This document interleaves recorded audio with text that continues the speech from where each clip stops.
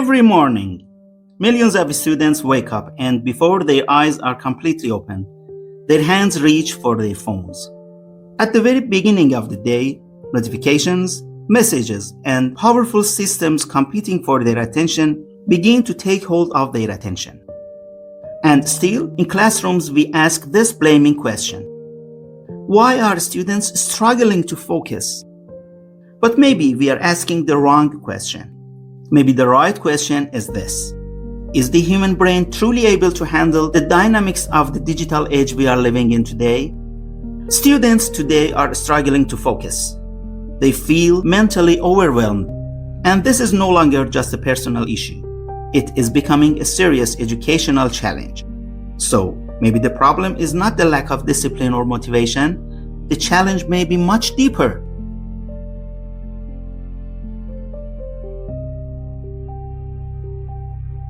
We often consider the human brain as one of evolution's masterpieces, and that is absolutely true. But there is another reality. The human brain evolved over millions of years for a very different world. A slower environment with less information, fewer decisions, and longer periods of focus and calm. But today, students are growing up in a completely different atmosphere. An environment filled with constant stimulation, endless information, and powerful digital systems competing for every second of their attention.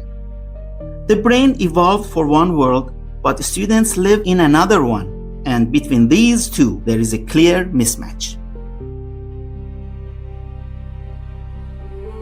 Another important aspect of this world is what researchers call the attention economy. In today's digital environment, attention has become one of the most valuable resources. Many platforms are intentionally designed to capture and hold attention for as long as possible. This directly affects learning quality, classroom engagement, and academic performance. Attention shapes decisions, and decisions shape how students use their time. So maybe the more fair question is this. How can we help the younger generation protect and manage their attention more consciously in this new environment? In many discussions about digital well-being, the suggested solution is to reduce screen time or avoid digital devices. But we all know this is neither practical nor sustainable. Digital technology is now part of education and daily life. So the solution is not avoidance. It is more conscious and intentional use. The challenge is simple. The digital world evolved very fast, but the human brain did not. In nature, many organisms develop protection in response to repeated pressure. A woodpecker, for example, can strike a tree trunk thousands of times without damaging its brain. Why? Because its structure has evolved to protect the brain.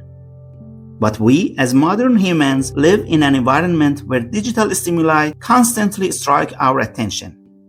This world has changed just in a few decades, and evolution simply hasn't had enough time to develop a natural defense against this. So the real question is, how can we develop a form of protection? Not physically, but cognitively. And we currently have no natural protection against this constant pressure on attention.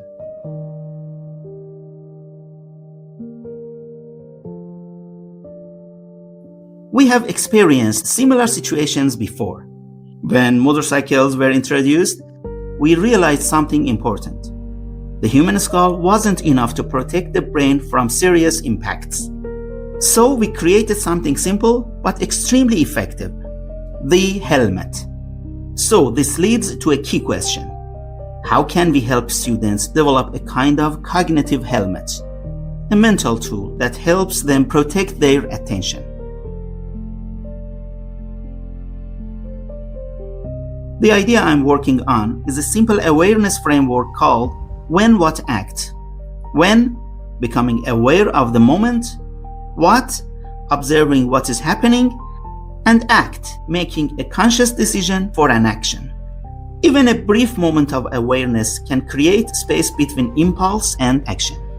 And in that space, we begin to act, not just react. I'm Dr. Mohammad Kiai, a physician working on cognitive awareness and behavioral systems. I'm currently developing a practical framework to help students better manage attention in the digital age. At this stage, I'm offering a short practical session for forward-thinking schools, a 30-minute awareness workshop for educators and school leaders designed to introduce this concept and explore how it can be applied in students' daily lives. It is simple, requires no structural change, and can be easily implemented within your school. If this topic resonates with you, I would be glad to schedule a short introductory session with your team. Thank you for your time and attention.